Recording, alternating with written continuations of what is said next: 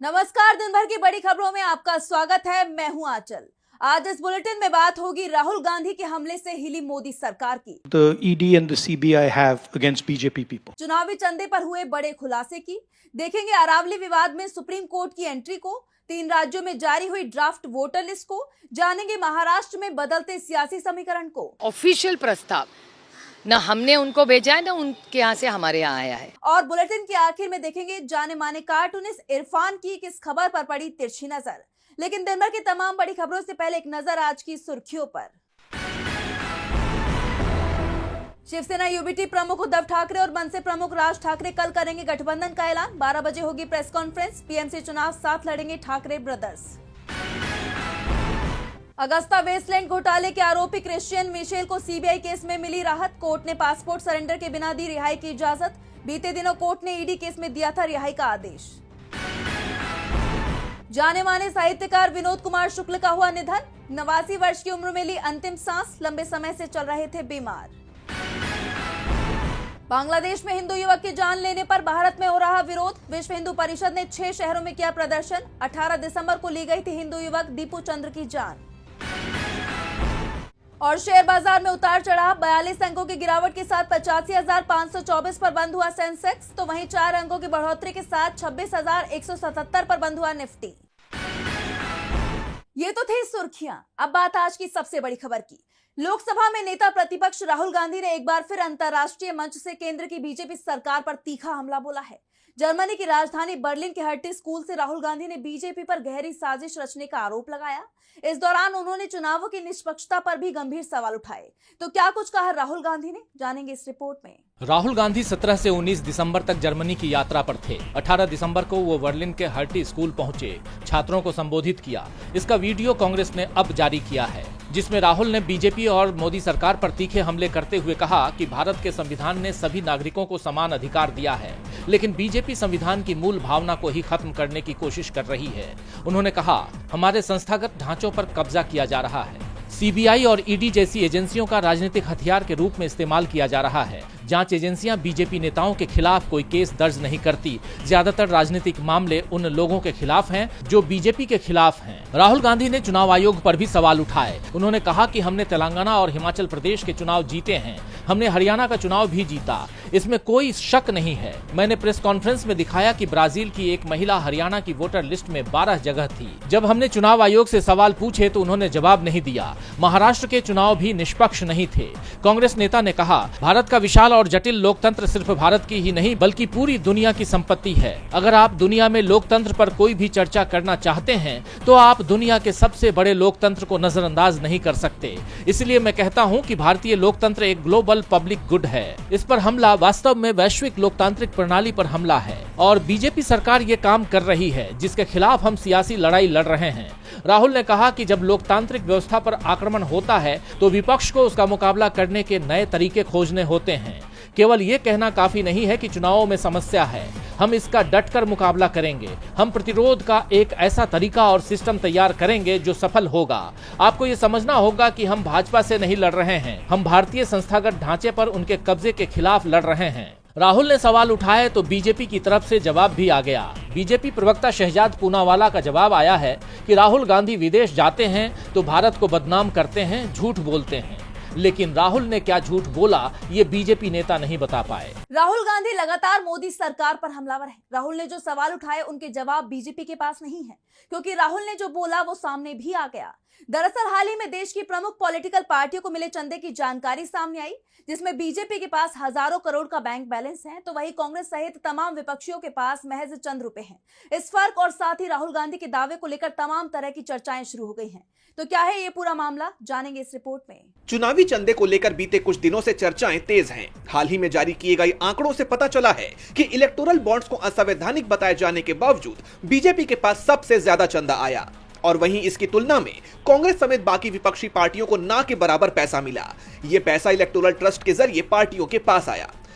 दरअसल जहां बीजेपी के पास बैंकों में 6,900 करोड़ रुपए से ज्यादा हैं, तो वहीं मुख्य विपक्षी पार्टी कांग्रेस के पास महज 53 करोड़ रुपए ही हैं। ये आंकड़े चौंकाने वाले हैं कि आखिर दोनों पार्टियों के बैंक बैलेंस में इतना बड़ा अंतर कैसे है।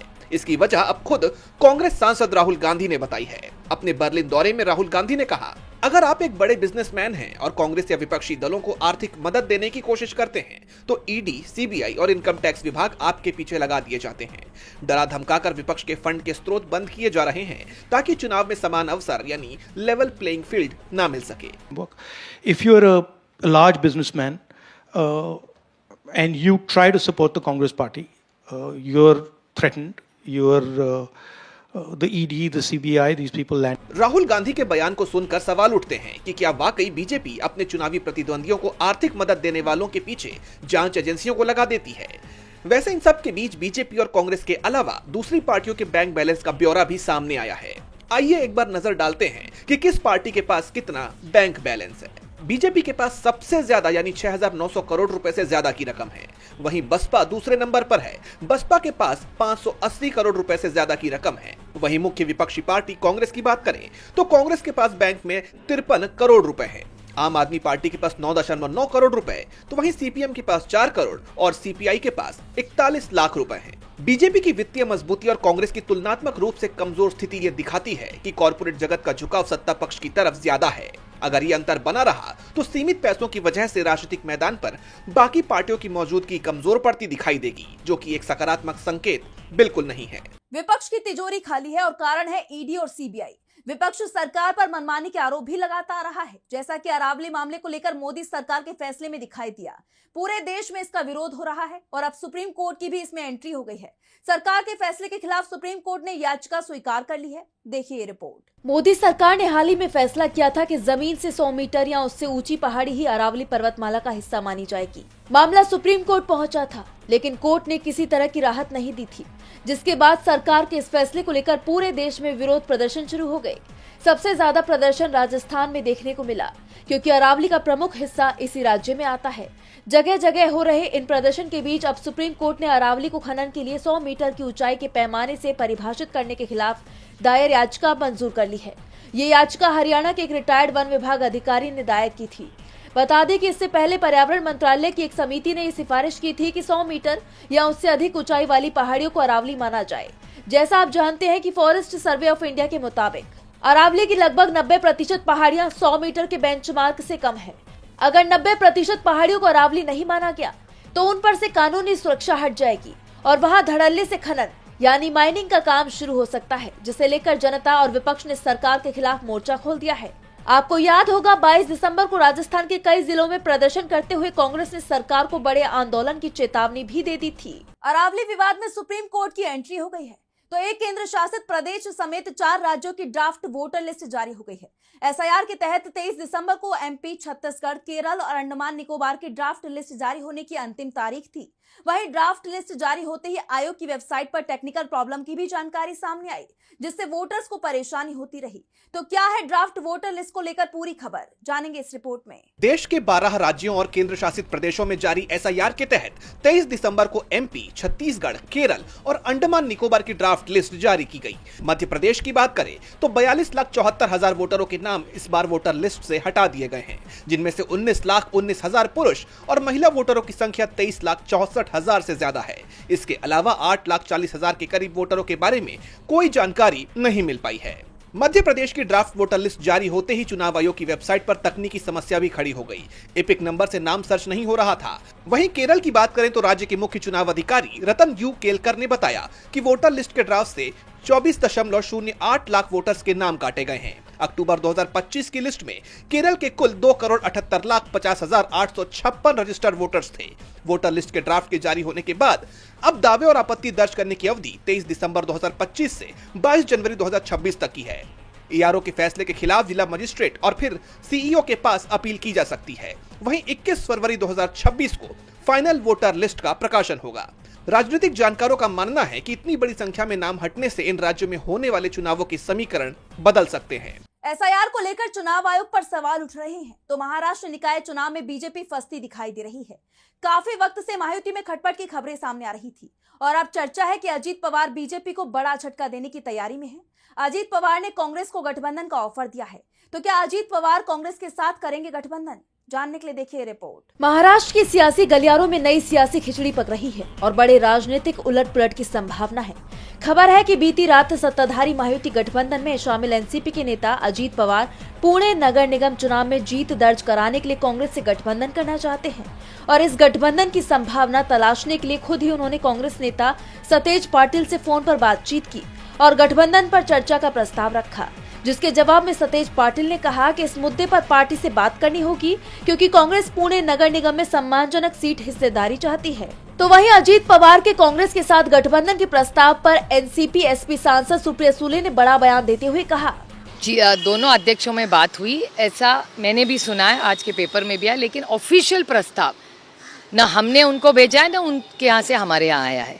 तो मेरे ख्याल से कल परसों में हमारी कोशिश रहेगी कि मुंबई हो, पूना हो, नासिक हो, नागपुर हो, कहीं भी हो, महाराष्ट्र में हर जगह जहाँ जहाँ इलेक्शन है, पीसीएमसी हो, महाविकास आघाड़ी साथ में लड़ी, ऐसी हमारी पूरी ताकत से कोशिश रहेगी। कहा तो ये भी जा रहा है कि गठबंधन इतना आसान नहीं है क्योंकि कांग्रेस 165 सदस्यीय पुणे नगर निगम में कम सीटों पर समझौते के पक्ष में नहीं है। दरअसल कांग्रेस का तर्क है कि पुणे लोकसभा सीट पहले से ही पार्टी के हिस्से में है और जमीनी ताकत बनाए रखने के लिए उसे नगर निगम चुनाव में भी अच्छी मौजूदगी चाहिए। माना जा रहा है कि अगर एनसीपी अजीत पवार गुट और कांग्रेस का गठबंधन हो जाता है तो बीजेपी को बड़ा झटका लग सकता है। महाराष्ट्र में बीजेपी को बड़ा झटका लगने वाला है तो उत्तर प्रदेश की योगी सरकार को कोर्ट से बड़ा झटका लगा है। 2015 के अखलाक मामले में सरकार के फैसले को कोर्ट ने खारिज कर दिया है। तो क्या कुछ कहा है कोर्ट ने और क्या है पूरा मामला, जानेंगे इस रिपोर्ट में। यूपी की योगी सरकार को अदालत से झटका लगा है। दादरी के चर्चित अखलाक मामले में ग्रेटर नोएडा की सूरजपुर कोर्ट ने सरकार की याचिका को सिरे से खारिज कर दिया। याचिका में इस मुकदमे को वापस लेने की मांग की गई थी।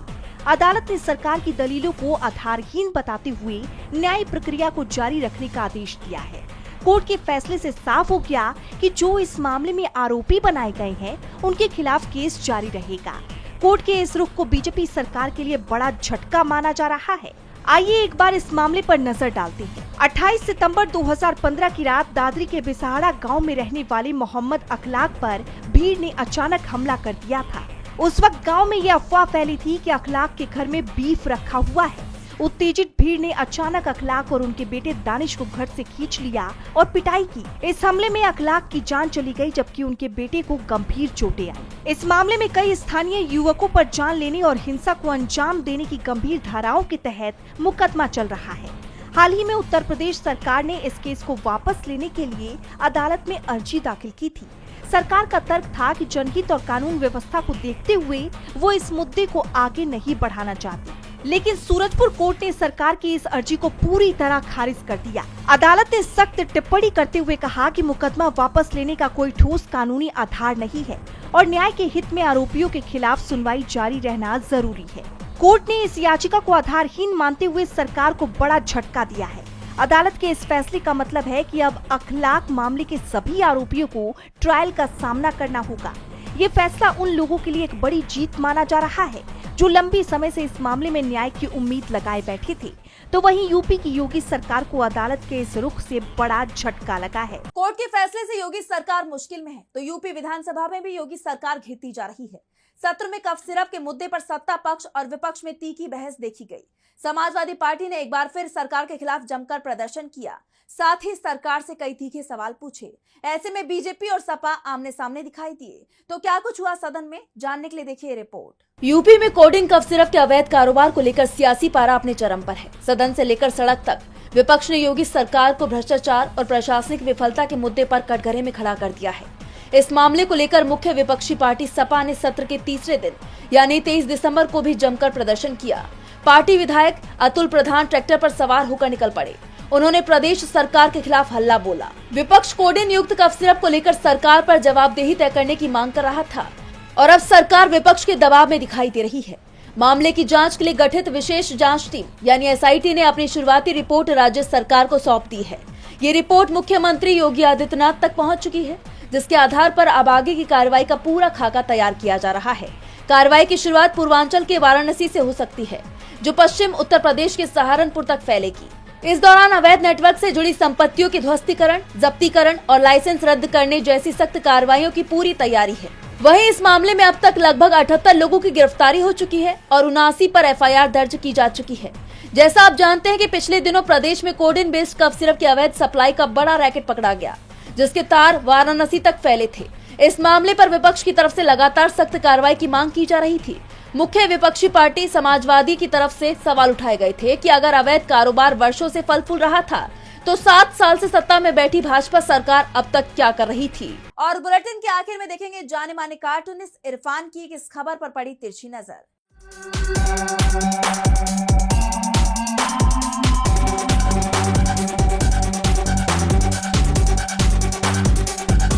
बीजेपी की किसी भी राज्य सरकार को शायद अब न तो बेरोजगारी की, न शिक्षा की, न गरीबी की, न भ्रष्टाचार की, न सड़क, न बिजली, पानी, किसी की भी देखने की अब उसे जरूरत नहीं है। जरूरत है तो सिर्फ साहिब को खुश रखने की और सर के ऊपर ध्यान देने की। यही बात उत्तर प्रदेश के मुख्यमंत्री योगी आदित्यनाथ ने अपने एक मीटिंग में अपने विधायकों को ये वाली बात कही कि सर के ऊपर पूरा ध्यान रखिए, सर का ख्याल रखिए, क्योंकि अगर सर के ऊपर ध्यान नहीं रखेंगे तो आप चुनाव हार सकते हैं। और सर का ध्यान रखेंगे, सीधी सी बात है, तो चुनाव जीतने के बाद में सारा समाज पीछे पीछे सर सर कहता हुआ आपके घूम रहा होगा। और अगर आपने इसके ऊपर ध्यान नहीं दिया तो मोदी है तो मुमकिन है भी नहीं हो पाएगा।